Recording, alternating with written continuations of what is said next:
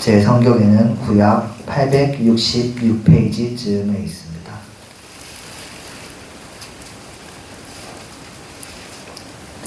오늘의 성경 말씀은 시편 128편 말씀입니다. 제 성경에는 구약 866페이지쯤에 있습니다. 한 절씩 교독하시고 마지막 절은 함께 읽겠습니다. 주님을 경외하며 주님의 명에 따라 사는 사람은 그 어느 누구나 복을 받는다. 내 손으로 일한 만큼 내가 먹으니 이것이 복이요 은혜이다. 내 집 안방에 있는 내 아내는 열매를 많이 맺는 포도나무와 같고 내 상에 둘러앉은 내 아이들은 올리브나무의 묘목과도 같다. 주님을 경외하는 사람은 이와 같이 복을 받는다. 주님께서 시온에서 너에게 복을 내리시기를 빈다. 평생토록 너는 예루살렘이 받은 은총을 보면서 살게 될 것이다. 손자 손녀 보면서 오래오래 살 것이다. 이스라엘의 평화가 깃들기를. 아멘. 말씀에 앞서 한 가지 이야기를 드리면 2000년대 초반에 우리나라를 강타했던 한 낯설면서 강렬했던 광고가 하나 있었습니다. 그 광고에서는 어떤 맥락도 없이 눈 내리는 마을을 배경으로 해서 빨간 스웨터에 장갑, 하얀색 치마와 털모자 목도리로 치장한 어떤 여배우가 중앙에 등장을 합니다. 그 후 어떤 스토리나 전조도 없이 그 여배우가 한마디 외치는 것입니다. 여러분 모두 부자 되세요. 꼭이요. 라고요. 너무나 유행했던 광고이기 때문에 다들 한 번쯤은 이 멘트를 들어보셨을 것입니다. 이 멘트 광고가 유행한 후부터 그 다음 연도부터 새 신년 덕담이 바뀌었습니다. 복 많이 받으세요 라든지 건강하세요 라는 멘트들이 전부 부자 되세요 라는 말로 교체되었던 것입니다. 이 광고는 지금까지도 사회적으로 큰 파급력을 일으켰던 광고를 꼽는다 할 때 5손가락 안에 들어간다고 평가받고 있습니다. 다만 지금 와서 이 멘트 자체를 우리가 자세히 뜯어보면 문장이 뭔가 이상하다라는 걸 느낄 수 있을 것입니다. 여러분 모두 부자 되세요. 이 말은 사실 말 자체가 이루어질 수가 없는 말입니다. 앞뒤가 성립할 수 없는 문장입니다. 왜냐하면 모두 부자가 되는 건 불가능하기 때문입니다.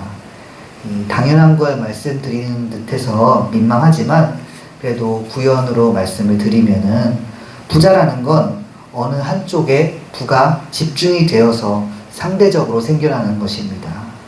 그렇기 때문에 어떤 사회 혹은 어떤 공동체가 있으면 누군가는 상대적으로 가난해야 합니다. 이 광고 멘트는 나뿐만 아니라 함께하는 공동체와 사회까지 부유하게 바라는 그런 이상이 담겨 있는 것입니다. 부에 대한 환상이 잔뜩 담겨 있는 지극히 모순적이면서도 한국인 특유의 우리 공동체가 나뿐만 아니라 모두 함께 잘 되기 원하는 그런 무의식이 담긴 축복이면서 인사말이었던 것입니다. 그렇게 분석할 수 있는 말이었는데요.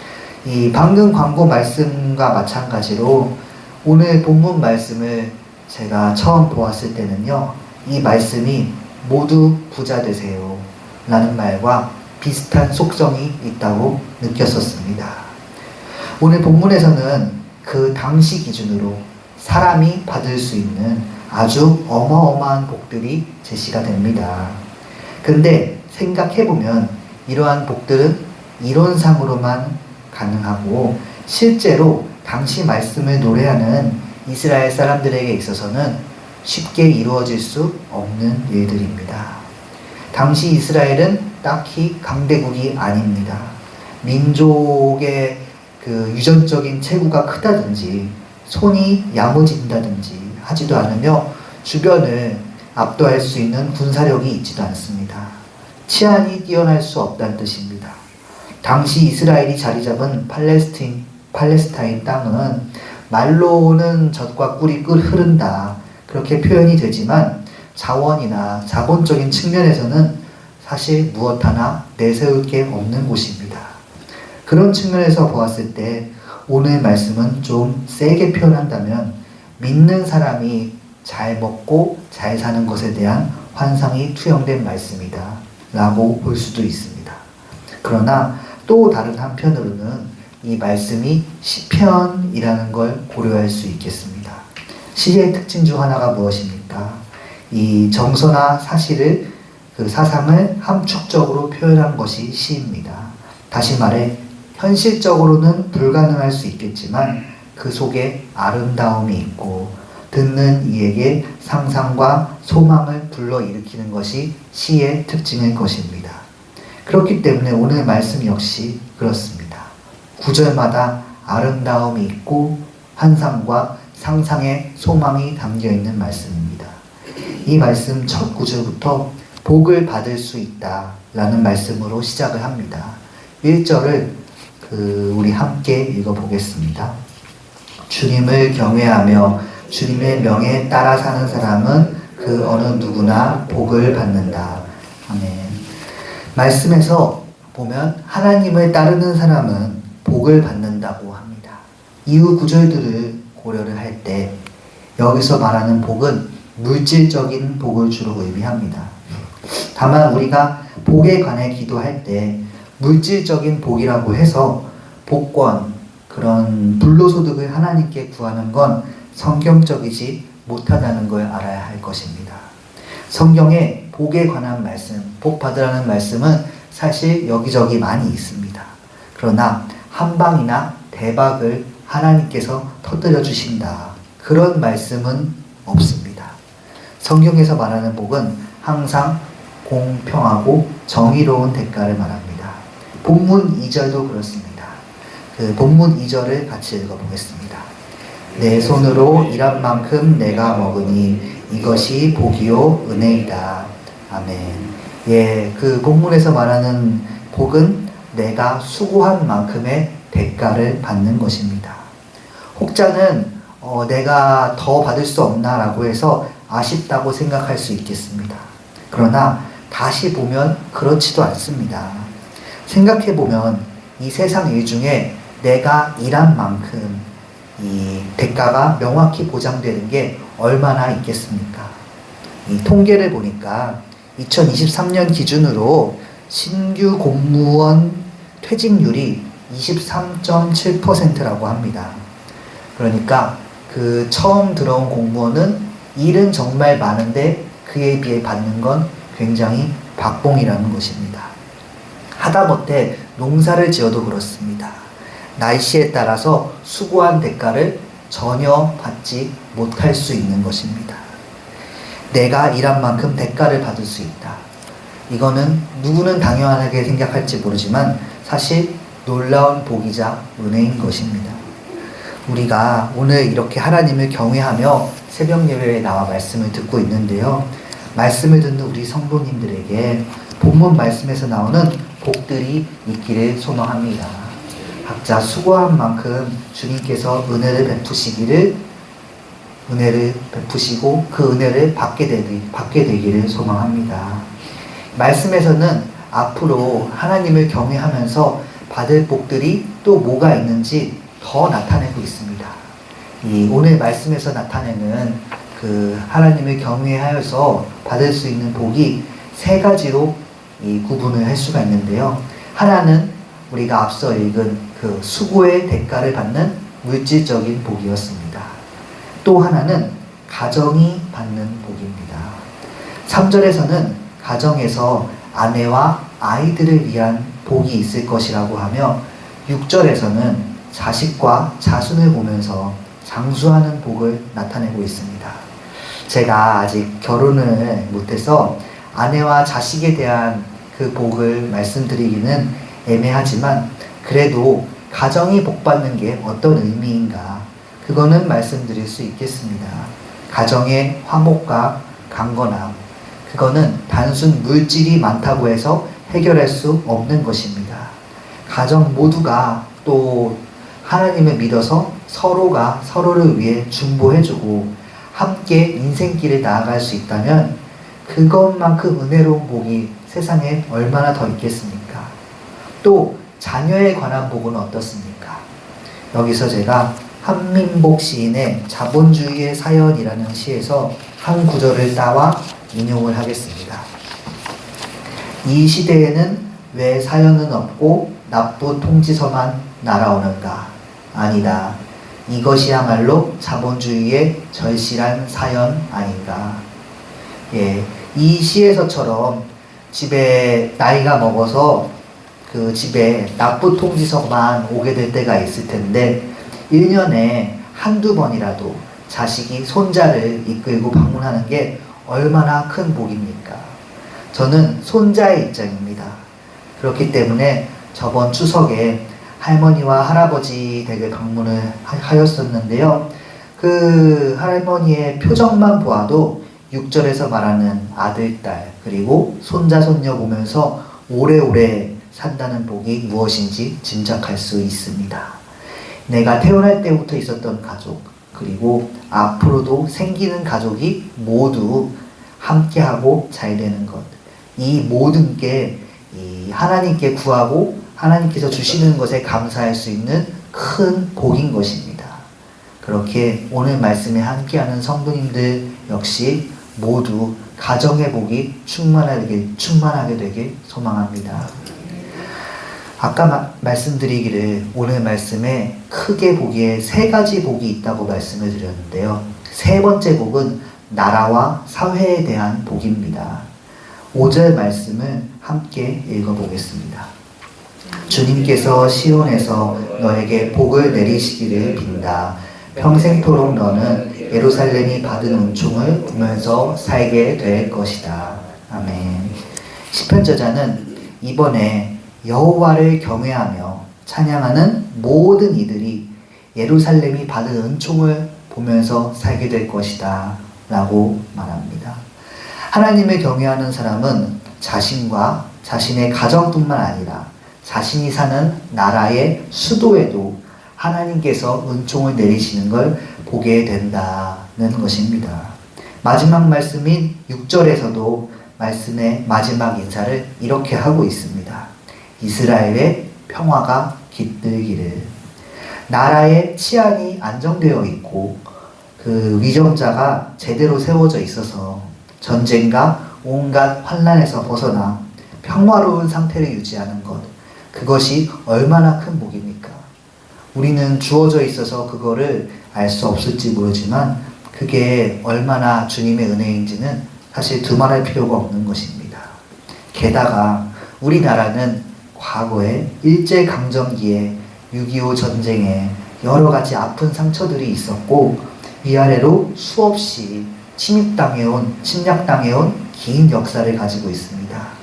때문에 모두가 나라가 만약 힘이 없다면 스스로 치안을 유지할 수 없는 그런 상황이라면 그 국민이 어떤 피해를 보게 되는지 애국가의 가사대로 나라를 하나님이 보호하시는 게 얼마나 중요한 일인지를 다들 느끼고 계실 것입니다. 이 김광규 시인의 희미한 옛사랑의 그림자라는 시에서 한 구절을 인용하여서 나라의 복을 표현할 수 있겠습니다.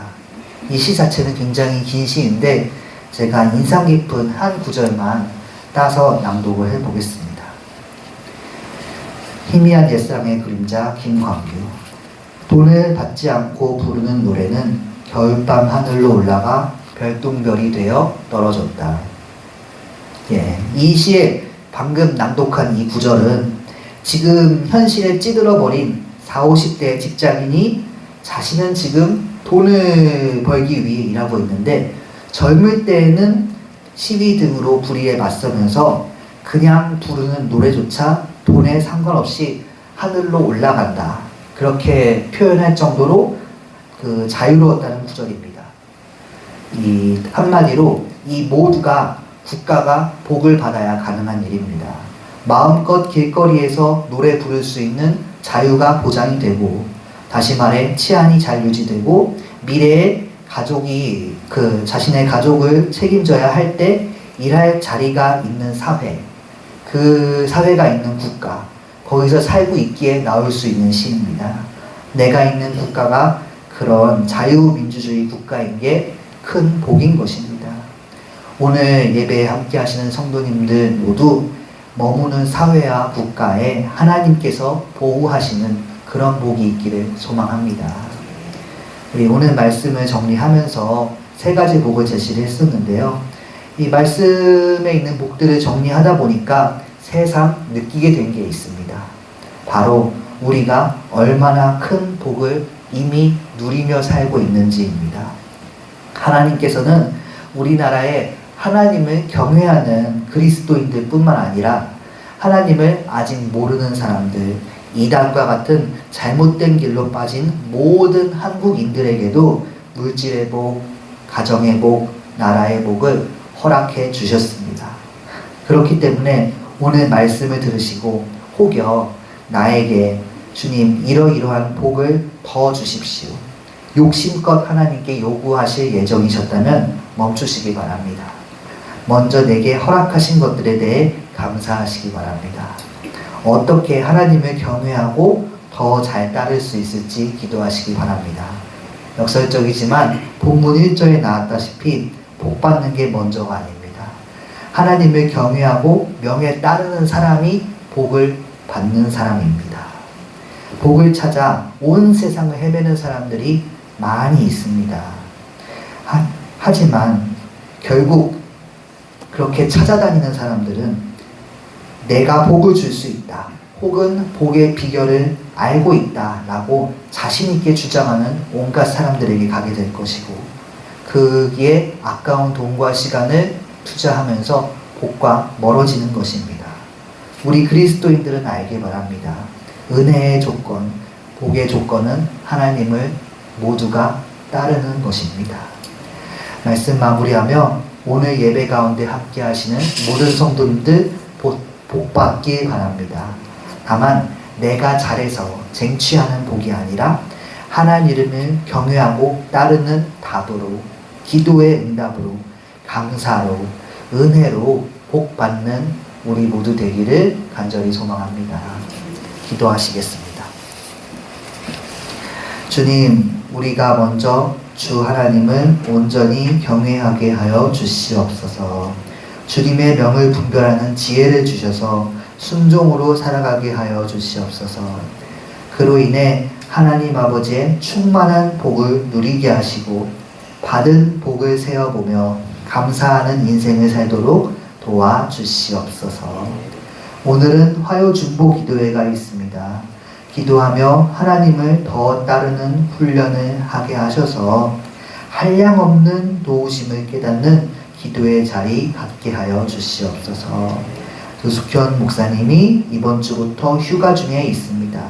몸과 마음을 잘 회복하고 주님의 도우심으로 건강히 복귀할 수 있도록 도와주시옵소서.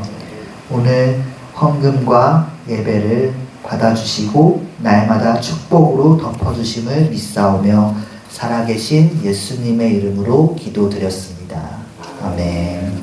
하늘에 계신 우리 아버지여, 이름이 거룩히 여김을 받으시오며 나라가 임하시오며 뜻이 하늘에서 이루어진 것 같이 땅에서도 이루어지이다.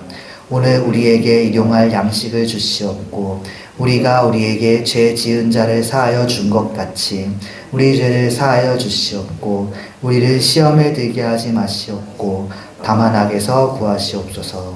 나라와 권세와 영광이 아버지께 영원히 있사옵나이다. 아멘.